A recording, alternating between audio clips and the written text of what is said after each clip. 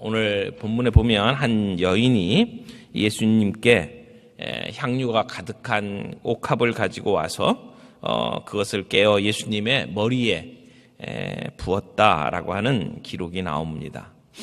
이 사건은 이 마가복음뿐만 아니라 마태복음에도 나오고 요한복음에도 나오고 또 장소와 그 대상이 좀 다르지만 누가복음에도 나오는 사건입니다.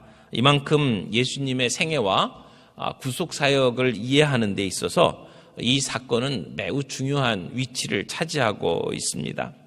그런데 오늘 14장 1절에 보니까 시간을 분명하게 이야기하고 있습니다. 이틀이 지나면 유월절과 무교절이라 라고 이야기를 하죠.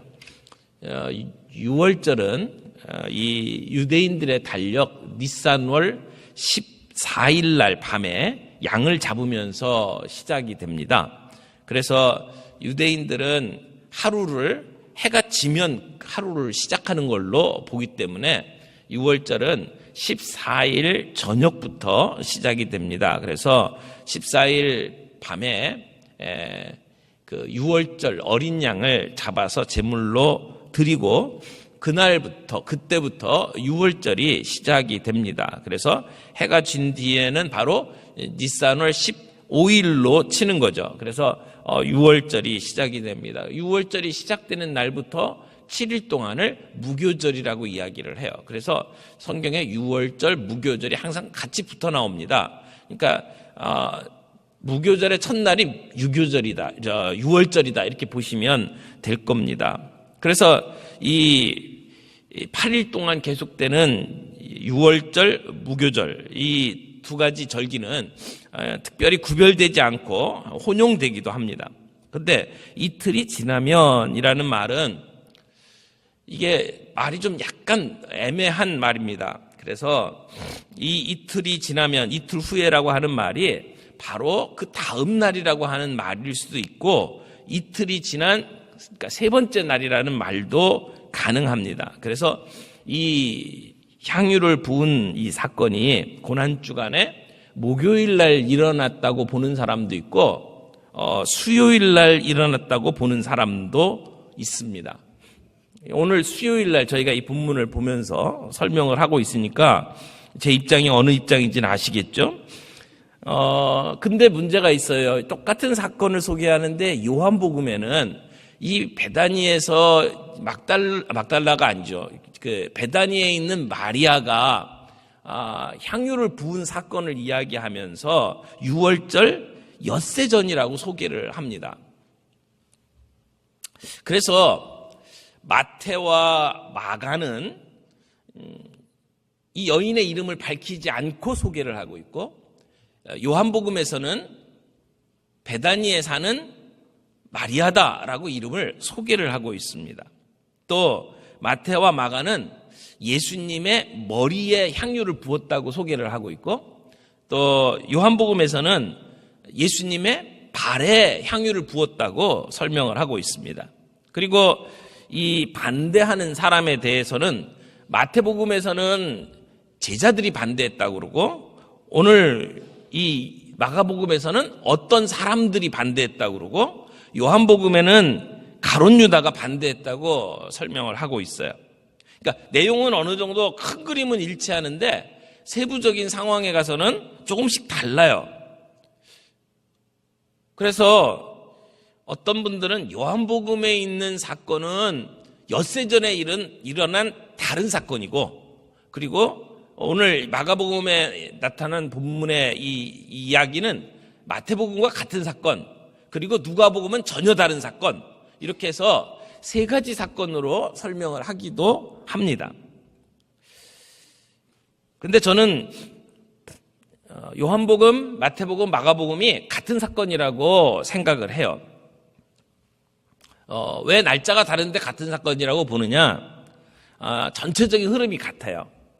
단지 마태, 마가에서는 이 어떤 사건을 설명하기 위해서 그 샌드위치 구조로 이 앞에 14장 1절 2절에 대제사장이 예수님을 잡아 죽이려고 모의하는 사건 나오고 그 다음에 10절, 11절에 보면 가룟 유다가 가가지고 대제사장들과 공모하는 것이 나오고, 그 사건 가운데에 그들과는 전혀 다른 향유를 붓는 사건이 이렇게 나오는 문학적인 구조로 이 이야기를 끌고 가기 위해서 그 이야기를 여기다가 삽입시켰다, 이렇게 볼 수도 있다고 생각을 합니다. 어떤 사람들은 이게 서로 다 다르니까 이게 말이 안 된다라고 이야기를 하지만, 서로 다르기 때문에 이 마태, 마가, 누가, 요한복음의 말씀이 진짜다라고 말할 수가 있다고 저는 생각을 해요. 왜냐하면 서로 갖다가 베꼈으면 똑같을 수밖에 없어요. 그러나 자기가 본 것들, 느낀 것들을 자기 입장에서 정리했기 때문에 이것은 진정한 글이다라고 볼 수 있는 것이 훨씬 더 강하다는 겁니다. 그런데 문제가 있어요. 값비싼 향유를 주께 드린 누구라고요? 막달라 마리아라고 우리가 찬송가에 나와서 불렀단 말이에요. 좀 아까 제가 마리아를 설명하면서 나도 모르게 입에서 막달라 마리아라고 나와버렸잖아요. 이게 문제예요. 성경에는 마리아가 여럿 나오잖아요. 예수님의 어머니도 마리아고, 그리고 예수님 부활하신 다음에 만났던 첫 번째 여인도 막달라 마리아고, 근데 여기서 나오는 마리아는 그 마리아하고는 다른 마리아예요. 요한복음에 나타난 마리아를 보게 되면 그 요한복음에 향유를 부었다고 하는 마리아는 나사로의 동생이거든요. 나사로, 마르다, 마리아, 이게 한 가족이에요. 거기에 나오는 마리아입니다. 그 마리아가 예수님께 와서 이제 향유를 머리에 부은 거란 말이에요. 그러면 막달라 마리아는 갑자기 왜 나왔느냐? 이건 누가복음 사건에 오해해서 나오는 그러한 생각이라고 보여집니다. 누가복음에 보면 그 향유를 붓는 사건을 이렇게 설명해요. 그 도시에 죄인인 한 여자가 있었는데, 그러면서 그 여인이 나와서 예수님께 향유를 붓죠. 그리고 그걸 지켜보던 사람들이 예수님이 그 여인을 대하는 모습을 보면서 어떻게 저 여인을 접촉을 할 수가 있느냐? 저 여인은 죄인인데, 이렇게 이야기하는 장면이 나옵니다. 그래서 흔히들 막달라 마리아가 7 귀신이 들렸다가 고침을 받은 여인이잖아요. 그러다 보니까 그 여인을 이 누가복음에 나오는 향유 부은 여인하고 이게 그냥 짬뽕을 시켜버린 거예요. 그래서 여기 누가복음에서 죄인이다라고 하는 이야기는 창녀라고 생각을 합니다. 그래서 창녀, 거기다가 7 귀신이 들렸던 여인, 이게 딱 짬뽕을 해보니까 막달라 마리아는 창녀였고 7 귀신이 들렸고, 그런데 고침을 받았고 나중에 예수님을 쫓아다녔고, 그래서 세상 사람들은 이 막달라 마리아를 예수님의 연인으로 만들어버리죠. 그래서 지저스 크라이스트 슈퍼스타 같은 그 뮤지컬에 보면 막달라 마리아는 예수님의 연인으로 이렇게 나옵니다. 그러니까 성경에는 막달라 마리아가 창녀였다는 근거가 없어요. 단지 7 귀신이 들렸다가 나음을 받았고, 아마 이 여인에게는 재산이 좀 있었던 것 같아요. 그래서 예수님께서 사역을 하실 때마다 다른 여인들과 함께 뒤에서 물질로 공급했던 여인으로 나오게 되고, 그래서 예수님께서 부활하신 후에 첫 번째 만났던 여인으로 성경이 기록을 하고 있지, 이 여인이 창녀였다고 말하는 부분이 아무 데도 없습니다. 그래서 우리가 이 찬송을 부르게 되면 막달라 마리아라고 하면 안 돼. 베다니 마리아 이렇게 나가야 됩니다. 이게. 자, 어쨌든 뭐 이렇게 헷갈렸던 얘기는 요 정도 정리를 좀 하시고, 여러분 이제 명절이 가까운 시각에 종교 지도자들이 모여서 예수님을 잡아 죽일 음모를 계획을 합니다. 그런데 6월절에 몰려드는 수많은 인파들이 있었습니다. 그러니까 적어도 200만 명 이상이 모여드는 엄청난 그러한 절기였습니다. 그리고 그때 예수님은 이 군중들에게 엄청난 인기를 누리고 있었습니다. 그리고 바로 얼마 전에 죽었던 나사로를 살렸다라고 하는 소문이 예루살렘에 오는 사람들 입에 완전히 깔려버린 거예요. 그런 상황에서 예수님을 잡아서 구금을 하게 되면 이건 밀란이 일어날 수도 있겠다. 그래서 행동을 옮기지 못하고 있었던 그러한 상황입니다.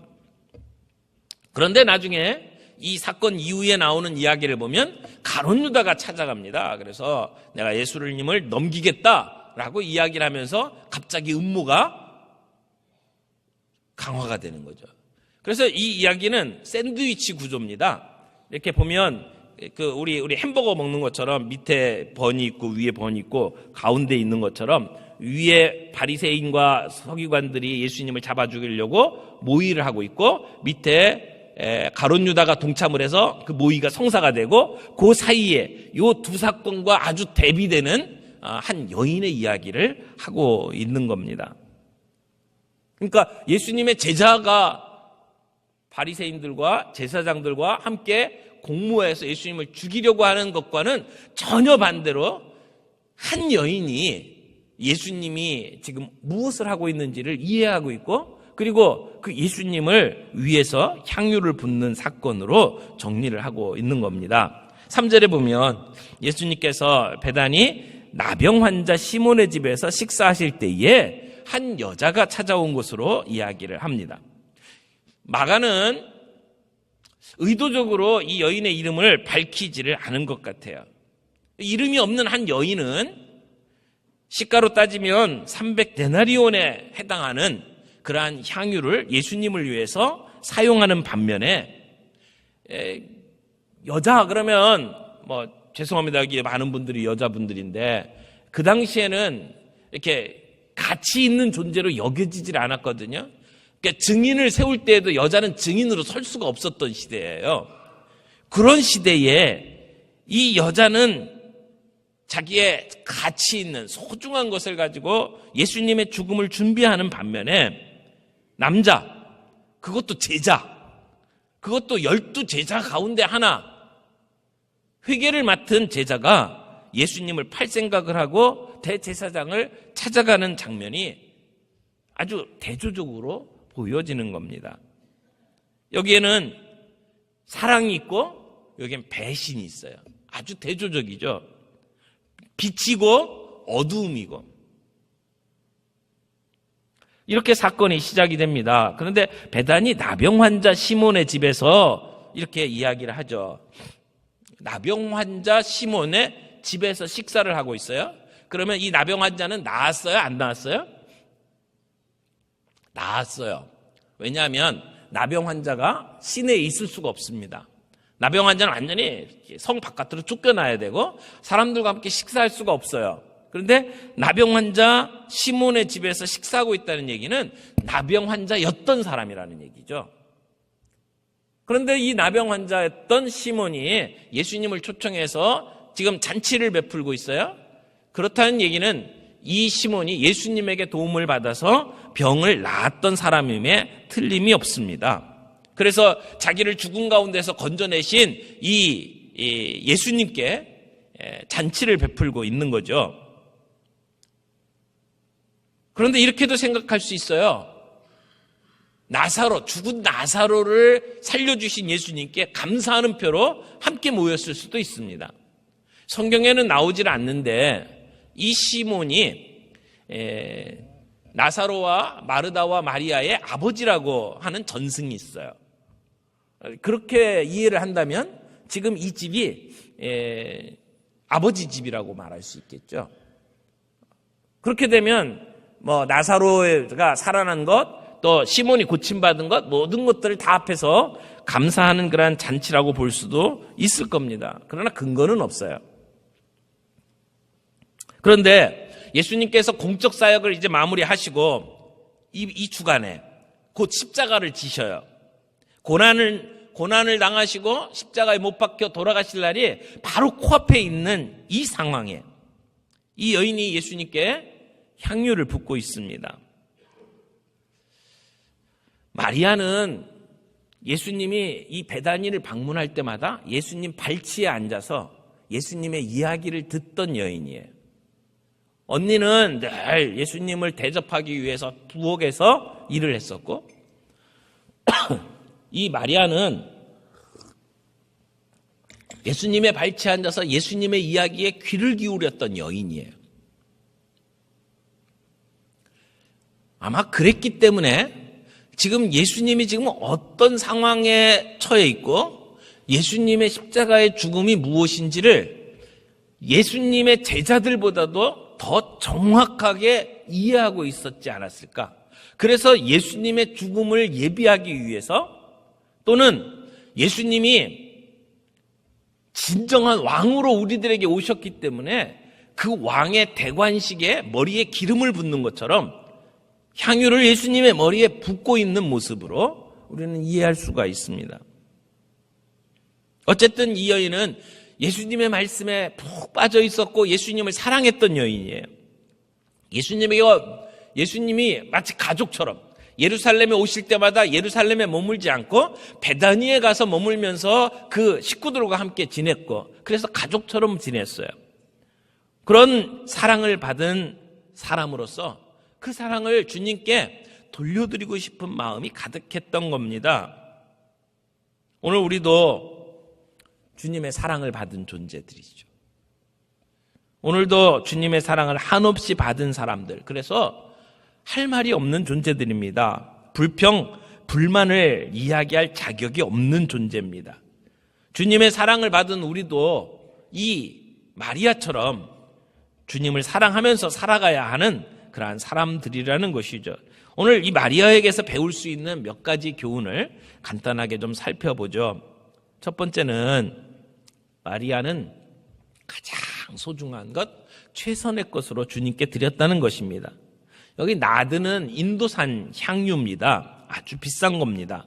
그래서 여기 반대하는 사람들이 이 향유를 300데나리온 이상에 팔아서 가난한 자들에게 줄 수 있었는데 라고 이야기를 하죠. 이 데나리온이라는 말은 보통 사람이 하루 품삯을 얘기하죠. 그러면 하루 품삯을 300일을 이야기하면 10개월치 월급입니다. 노동자의 10개월치 월급. 그러니까 만약 한 달 월급이 200만 원이다. 그러면 2천만 원짜리예요. 엄청난 거예요. 그렇죠? 그걸 지금 예수님에게 깨어서 부어드리는 거죠. 아마 부모님에게 유산으로 물려받았을 수도 있고요. 그리고 몇 대에 걸쳐서 그 가족에 아마 보물로 내려왔는지도 모릅니다. 그러나 성경에서는 정말 이 여인이 가장 귀한 것, 소중한 것, 그것으로 주님께 바쳤다고 말합니다. 어떻게 주님께 이 옥합을 깨뜨릴 수 있었을까요? 그 동기는 주님을 사랑하는 마음이 있었기 때문이라고 말합니다. 주님께 감사한 마음이 있었기 때문입니다. 누가 시켜서가 아닙니다. 이렇게 해서 얻을 수 있는 어떤 대가를 바라는 것도 아닙니다. 자원해서 자발적으로 감사해서 드린 것입니다. 어떤 계산을 가지고 한 것이 아닙니다. 여러분, 사랑을 해보셨나요? 사랑을 해보신 분들은 아마 이 감정을 아실 거라고 생각합니다. 사랑하는 사람과 함께 보내는 시간은 절대 아깝지가 않습니다. 그것을 낭비로 생각하는 사람은 아무도 없습니다. 진짜 사랑에 빠지면 함께 꼬박 밤을 새도 그 시간이 짧습니다. 그 사람을 위해서 쓰는 돈, 그건 아깝지가 않습니다. 얼마를 썼든지 간에 사람들은 그것을 낭비라고 여길지 모르지만 당사자들은 절대 아깝지가 않습니다. 이 여인은 주님을 사랑했기 때문에 이런 것을 바칠 수가 있었죠. 내가 존재할 수 있는 이유가 주님 때문이다. 그래서 감사하기 때문에 바친 겁니다. 그래서 주님은 그 여인이 가지고 있는 내면의 동기, 아름다운 그 사랑의 동기를 보시면서 저가 내게 좋은 일을 했다. 근데 영어 성경을 보면은요, 여기 좋은 일이라고 할 때 이 좋다라고 하는 것을 아름답다라고 표현을 했어요. 아름다운 일을 했다라고 예수님은 칭찬을 하고 있습니다. 아프리카의 성자라고 불리우는 그 리빙스턴의 이야기입니다. 리빙스턴이 아프리카 어떤 추장에게 전도해서 그 추장이 예수님을 믿었어요. 그런데 예수님을 믿고 나니까 마음에 기쁨이 있거든요. 막 감격을 하고 그래서 감사한 마음이 생겼어요. 그래서 이 추장이 선교사에게 찾아왔습니다. 리빙스턴에게 찾아와서 선교사님, 제가 예수를 믿고 나니까 너무너무 좋아요. 그래서 내가 하나님 앞에 감사하려고 이렇게 밀가루를 가지고 왔습니다. 그런데 리빙스턴이 그 모습을 보면서 이 장난기가 발동을 했어요. 그래서 그 추장에게 이런 이야기를 했답니다. 하나님은 그 밀가루 정도를 가지고 감사를 받으실 수가 없는데, 하나님은 그 밀가루 정도로 만족하지 않으시는데, 이렇게 이야기를 하니까 추장이 아주 고민을 하면서 갔습니다. 그리고 얼마 후에 다시 찾아왔습니다. 선교사님 하고 찾아왔어요. 문을 열어보니까 100마리를 가지고 온 거예요. 그리고는 내가 하나님 앞에 이 100마리를 드리려고 왔습니다. 그랬더니 리빙스턴이 또 똑같은 말을 하는 거야. 하나님은 저 100마 정도로 만족하는 분이 아니시라네. 이 추장이 더 근심이 됐어요. 그래갖고 완전히 풀이 쫙 죽어가지고 다시 돌아갔는데 얼마 후에 다시 찾아왔습니다. 선교사님 이거요 라고 선교사님 앞에 내미는데 보니까 머리핀이에요. 머리핀이 뼈로 된 머리핀인데 이것은 추장의 권위를 상징하는, 명예를 상징하는 머리핀인 거예요. 추장이 자기에게 있어서는 가장 중요한 거죠. 자기의 권위, 자기의 명예를 이야기하는 거예요. 그걸 가지고 드린다고 하니까 리빙스턴이 참 좋은 생각이요. 근데 그거 갖고도 안 될 것 같소. 이랬더니 이번에는 추장이 화가 났습니다. 아니 선교사님, 그러면 이제는 나밖에는 아무것도 없어요, 나. 그렇게 이야기를 하니까 그때 리빙스턴이 그런 이야기를 했답니다. 하나님은 당신을 원합니다. God wants you. 하나님은 당신을 원합니다. 여러분, 그 어떤 것을 드리는 것보다 나를 드리는 것을 하나님은 기뻐하신다는 겁니다. 헌신이 뭡니까? 헌신은 우리 자신을 드리는 겁니다. 그래서 너희 몸을 하나님이 기뻐하시는 거룩한 산 제사로 드리라. 여러분, 어떻게 우리의 몸을 하나님이 기뻐하시는 산 제사로 드릴 수가 있을까요? 주님을 사랑하면 가능합니다. 사실은 주님이 먼저 옥합을 깨셨습니다. 주님이 나를 사랑하시고 나를 위해서 자신을 주셨습니다. 십자가에서 예수님이 먼저 옥합을 깨뜨리셨습니다. 주님이 먼저 자신의 옥합을 깨고 자기의 생명을 버려서 피 흘려서 저와 여러분을 위해서 죽어주셨습니다. 그렇다면 이제 우리가 우리의 옥합을 깰 차례입니다. 지금까지 나를 위해서 사용되었던 이기적인 시간들, 그 옥합을 깨고 내 시간을 주님을 위해서 드리는 겁니다. 나를 위해서 사용되었던 내 물질, 그 옥합을 깨고 하나님의 나라를 위해서 그 옥합을 드리는 것이 헌신입니다. 지금까지 이기적인 목적을 위해서만 사용됐던 내 육체, 내 몸, 내 가진 물질, 이것들을 하나님의 영광을 위하여 드리는 것을 헌신이라고 이야기를 하는 거죠. 우리가 주님 앞에 드리는 것들은 사실은 나 자신을 드리는 것의 표입니다. 내가 시간을 드리고 내가 물질을 드리고 내가 주님 앞에 엎드려 바치는 것들은 사실은 하나님, 내가 이 몸을 주님 앞에 드리는 겁니다 라고 하는 우리의 헌신의 표라고 말할 수가 있습니다. 지금 마리아는 자기 자신을 드리는 겁니다.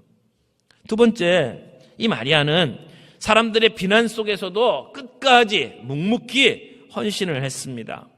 사람들은 낭비라고 생각했습니다. 그거 팔아서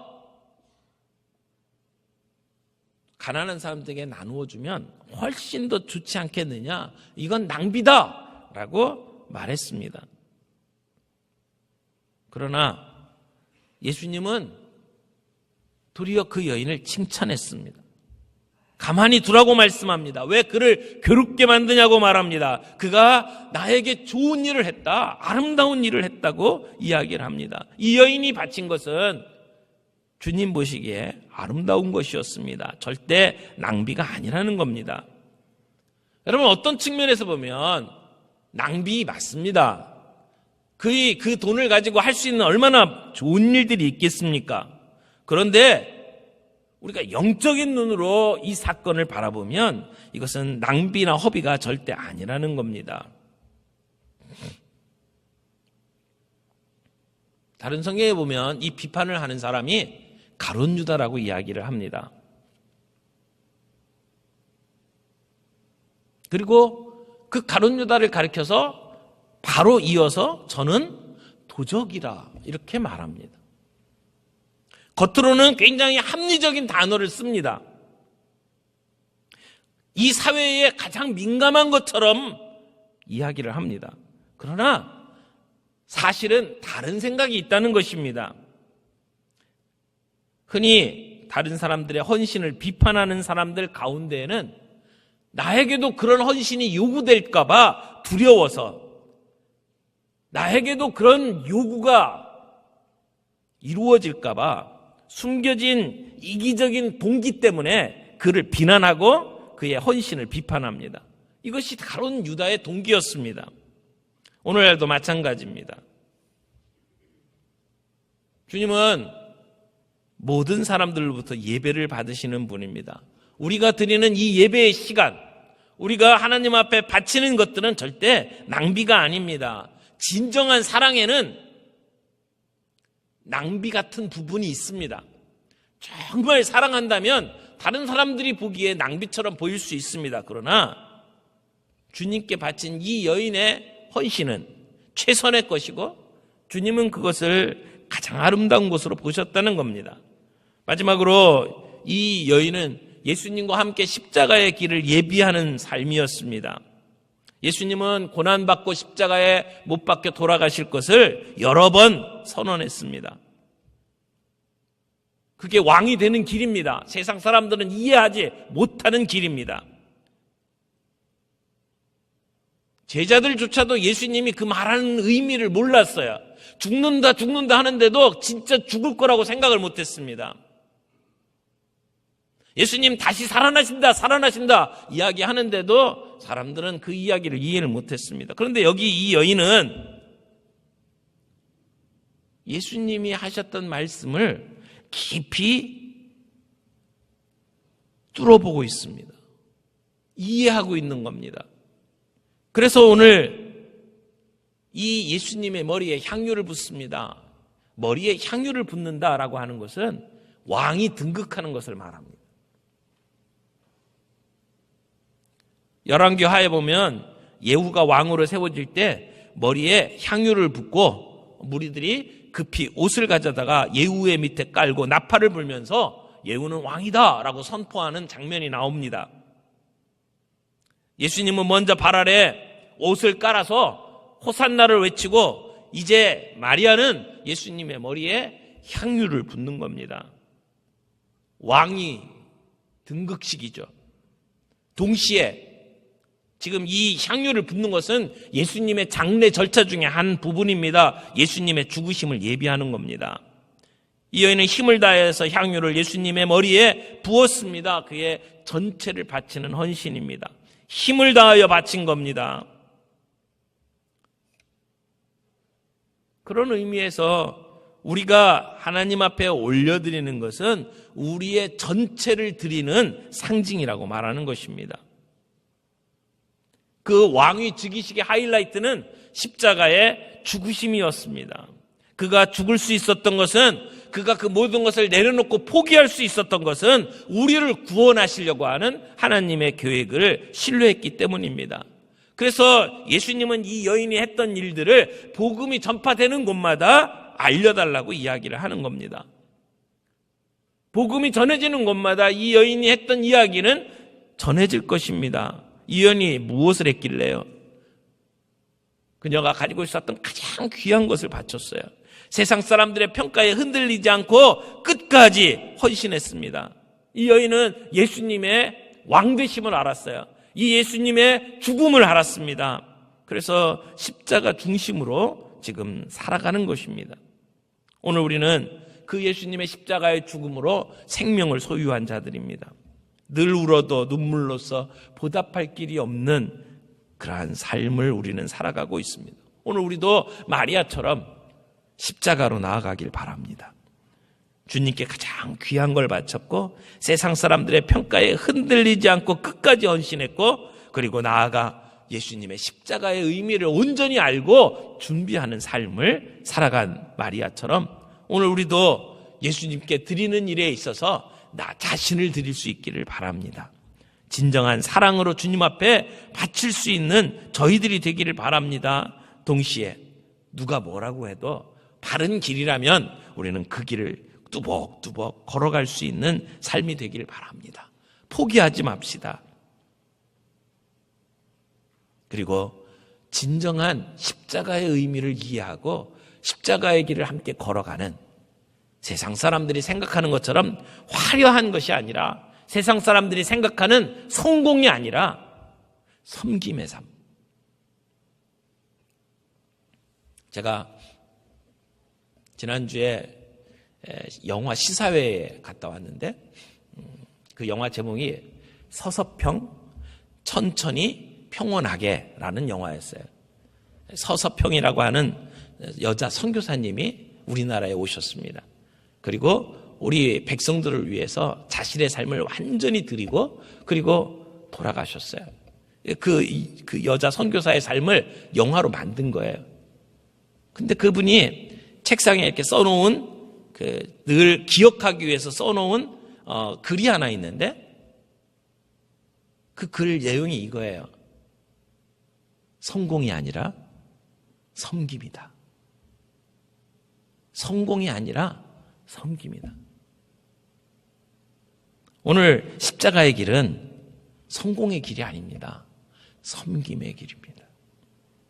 우리 마리아가 예수님의 십자가의 길을 온전히 이해하고 준비한 것처럼 오늘도 우리가 예수 믿는 것이 무엇을 의미하는지 온전히 이해하고 그 주님의 십자가의 길에 함께 걸어갈 수 있는 저와 여러분들이 되기를 바랍니다.